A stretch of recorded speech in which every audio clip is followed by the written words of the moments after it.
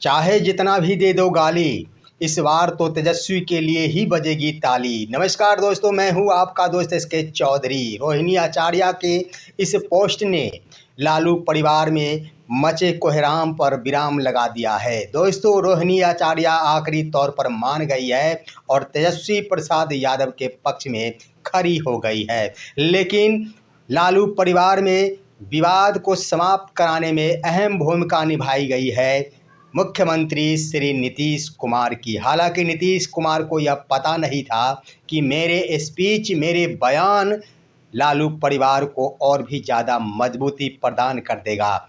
वहीं पर उनके उस बयान के आधार पर रोहिणी आचार्य ने कुछ ऐसा पोस्ट कर डाली है जिसके आधार पर स्पष्ट हो गया कि रोहिणी आचार्य तेजस्वी प्रसाद यादव के पक्ष में खड़ी हो गई है और लालू परिवार में चला आ रहा और शुरू हुआ विवाद समाप्त हो गया है। आइए दोस्तों, आज के इस वीडियो में हम इस मसले पर विस्तार पूर्वक चर्चा करते हैं। लेकिन इससे पहले आपको ज़रूरत है अभी हमारे इस चैनल शौर्या हिंदी न्यूज़ को सब्सक्राइब कर लेने की, क्योंकि दोस्तों मैं जो भी बताऊंगा आपको हमेशा ही सच से रूबरू कराऊंगा।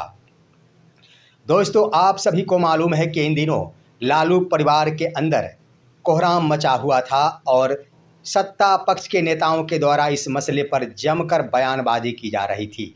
आपको मैं बता देना चाहूँगा कि जहां एक तरफ लालू प्रसाद यादव के बड़े बेटे तेज प्रताप यादव के द्वारा एक अलग पार्टी बनाकर अलग ही रागे आलापी जा रही थी, जिसको लेकर ये कहा जा रहा था कि लालू परिवार में ही बगावत हो गया है, तो आखिर तेजस्वी की सरकार कैसे बन पाएगी। लेकिन इसी बीच एक मामला शुरू हो गया था जब बिहार अधिकार यात्रा के दरमियान आगे वाली सीट पर तेजस्वी प्रसाद यादव की सीट पर संजय यादव बैठ गए थे।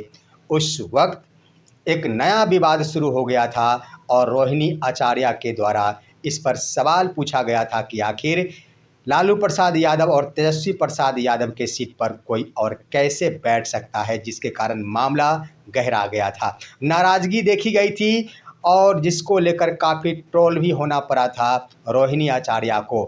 कई समर्थकों के द्वारा, आरजेडी समर्थकों के द्वारा रोहिणी आचार्य को ट्रोल किया जा रहा था, जिसको लेकर उन्होंने भी अपनी प्रतिष्ठा वाली बात बताई थी और जिसको लेकर उन्होंने तेजस्वी प्रसाद यादव या और आरजेडी सुप्रीमो लालू प्रसाद यादव के साथ बड़े बड़े आरजेडी लीडरों को अनफॉलो कर दिया था, जिसके आधार पर मामला और भी गहरा गया था। और ये खबर आ गई थी कि लालू परिवार में तेज प्रताप यादव के बाद अब रोहिणी आचार्य के द्वारा मोर्चा खोल दिया गया है। तेजस्वी प्रसाद यादव के लिए इस वर्ष का चुनाव काफ़ी महंगा साबित हो सकता है। लेकिन दोस्तों, बीते कल की बातें, मुख्यमंत्री के द्वारा एक स्पीच दिया गया था और उन्होंने कहा था, ऐसा कहा था जो खबर भी सुर्खियों में बन गई थी। ये खबर आई थी कि जिसको लालू प्रसाद यादव ने मुख्यमंत्री बनाया, वही व्यक्ति आज कह रहे हैं लालू प्रसाद यादव को ससुरा। यानी एक भाषण के दरमियान उन्होंने कहा कि जब वो मुख्यमंत्री से हट गए तो ससुरा अपनी पत्नी को मुख्यमंत्री बना दिया। और यह शब्द, यह लाइन तहलका मचा दिया, जिसको लेकर रोहिणी आचार्य को दिल पर काफ़ी धक्का लगा और उन्हें एहसास हुआ कि आखिर परिवार में बिखराव अब तो हमारे पिता के ऊपर भी इसका खतरे का बादल बनकर आ गया है, जिसको लेकर रोहिणी आचार्य के द्वारा बीते दिन ही एक पोस्ट किया गया। उन्होंने नीतीश कुमार के लिए भी बड़ी नसीहत दे डाली, काफ़ी कुछ उन्होंने लिखा। उन्होंने उनके बोल और उनके गलत शब्दों पर काफ़ी कुछ लिखा, लेकिन उन्होंने अंत इस रूप में किया कि चाहे जितना भी दे दो गाली, इस बार तो तेजस्वी यादव के लिए ही बजेगी ताली। यानी खुला खुला उन्होंने कह दिया कि जितना भी गाली देना है किसी को भी वो गाली दे दे। खास तौर पर एनडीए नेताओं को उन्होंने चुनौती देते हुए कहा कि जितना भी गाली देना चाहते हैं दे दे, लेकिन याद रखना चाहिए उनको, गाली देने वाले को, कि इस बार तेजस्वी प्रसाद यादव के लिए ही इस चुनाव में तालियां बजेगी।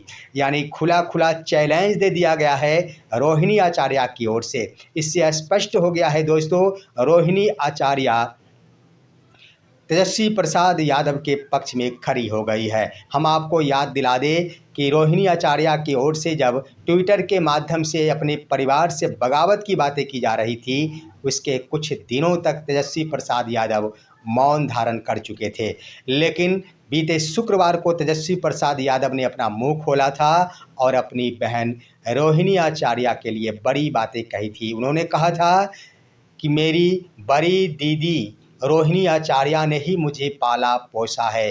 रोहिणी आचार्य ने ही हमारे पिताजी को किडनी दी है। हमारे उत्थान में रोहिणी आचार्य दी का बड़ा योगदान है। इस बातों को मैं कदापि भूल नहीं सकता। दोस्तों, एक भाई के द्वारा एक बहन के लिए इतनी बड़ी बातें एक सभा और मीडिया के सामने बोला जाना निश्चित रूप से किसी भी बहन की दिल को जीत लेगा। और वही हुआ कि रोहिणी आचार्य के दिल को तेजस्वी प्रसाद यादव के उस बयान ने जरूर जीत लिया। हालांकि जो कुछ भी उन्होंने कहा था, दिल से कहा था, कोई बनावटी नहीं कहा था। वास्तविक रूप में देख लिया जाए तो काफ़ी छोटे हैं तेजस्वी प्रसाद यादव रोहिणी आचार्य से। रोहिणी आचार्य गोद में खिलाया करती थी तेजस्वी प्रसाद यादव को। इन्हीं बातों का खुलासा उन्होंने किया था। इस आधार पर रोहिणी आचार्य का दिल जरूर पसीजा और एक बार फिर से उन्होंने एक पोस्ट के माध्यम से खास तौर पर लालू परिवार के सामने चुनौती पेश करने वाले नेताओं के ऊपर बड़ा बंदिश लगा दिया है।